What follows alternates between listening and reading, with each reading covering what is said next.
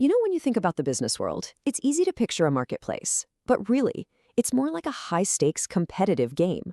A game with clear winners, ambitious challengers, and some pretty clever followers, all fighting for the exact same thing: market share. Okay, let's take a look at a classic rivalry: FedEx versus UPS. So FedEx basically owned the skies, right? Well, UPS went out and built its own massive air fleet. UPS dominated on the ground, so FedEx went and bought thousands of trucks. This isn't just friendly competition, it's a full-on strategic invasion of each other's territory. It's a constant fight for every little advantage. This is the market share game in real time. So what we're going to do here is break down the playbook for this game. We're going to look at all the different players and the strategies they use to get ahead.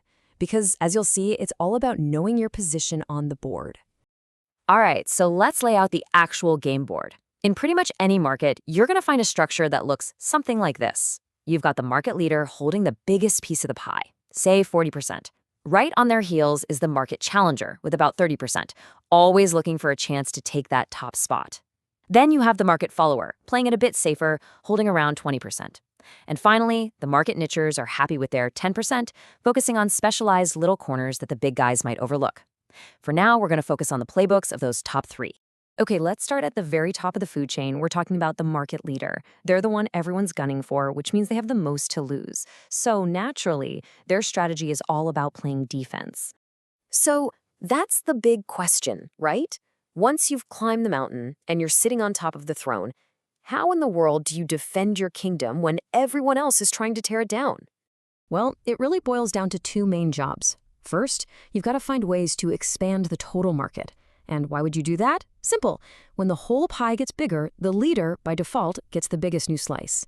And second, while you're doing that, you have to defend the territory you already have like your life depends on it.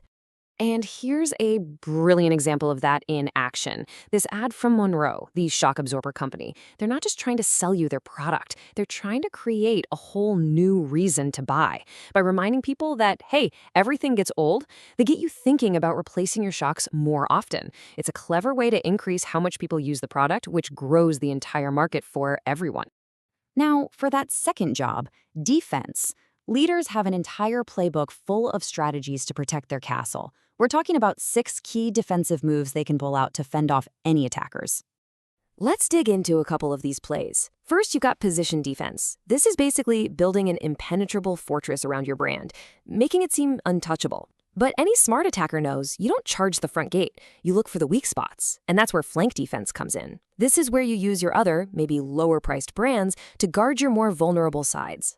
Procter & Gamble's Tide is the perfect example of this. Tide is their premium, fortress-like brand. So to protect it from competitors trying to undercut them on price, they use brands like Gain and Cheer as flank guards. These guys intercept the attacks on the price front, which lets Tide stay on top untouched. It's brilliant. All right, we've talked defense. Let's flip the script and talk offense. See, the market challenger, they're not interested in protecting territory. They want to conquer it. Their playbook is all about one thing: attack. So, who's in their crosshairs? Well, you might think it's always the leader, but not necessarily. Sure, going after the king is the high-risk, high-reward move, but they can also attack other companies their own size, or gobble up smaller local players. Or, and this is really interesting, they can just attack the status quo by introducing a totally new way of doing things. And yeah, you guessed it, just like the leaders, the challengers have their own playbook too. It's got about 5 main attack strategies, and they range from a direct, head-on frontal assault all the way to smaller, more nimble guerrilla attacks designed to just annoy and harass the leader. Now, one of the smartest moves in their playbook is the bypass attack. This is all about not playing the opponent's game. Instead of fighting the leader where they're strongest, you just sidestep them. You change the whole battlefield by jumping into new markets, maybe with new technology or in new places, where you can grow without having to get into a bloody head-to-head fight. And the classic cola wars give us the perfect example of this. You had Coke and Pepsi going at it head-to-head over sodas for years. But then Pepsi pulled off a brilliant bypass move. They launched Aquafina, leapfrogging into the brand new and exploding bottled water market. It was a space Coke wasn't really playing in yet, and it was a massive win. Okay, so we've got the leader on defense and the challenger on offense. But here's the thing. Not everyone wants to get into that kind of expensive, all-out war. And that brings us to our third player, the market follower. Their strategy isn't about innovating or attacking. It's about being a really, really smart imitator. And this right here, this quote, it kind of flips everything we think we know about business on its head. We always celebrate the big innovator, right? But think about it. They're the ones taking all the risks, spending all the money to create something new.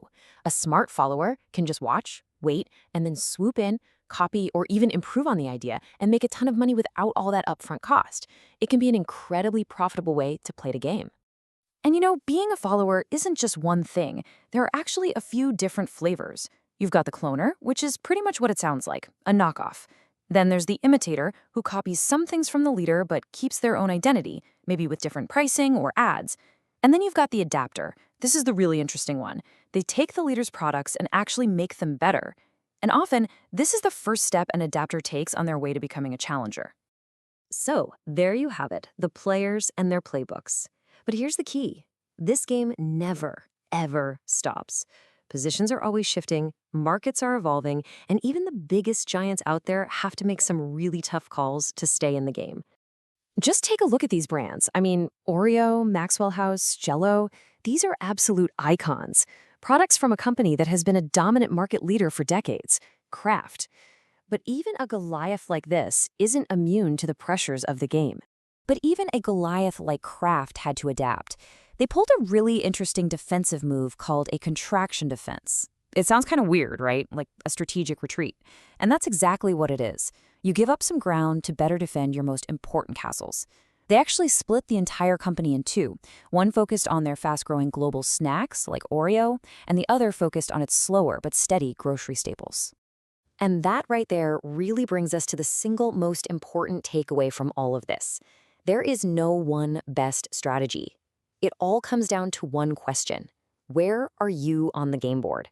Are you the leader defending the castle, the challenger storming the gates, or the clever follower drafting in their wake? The right move is always, always dictated by your position. So from now on, when you're out shopping or you see a commercial on TV, I want you to think about this playbook. Look at that brand. Are they playing defense like Tide? Are they launching a bypass attack like Pepsi did? Once you start looking for it, you'll see this game being played absolutely everywhere.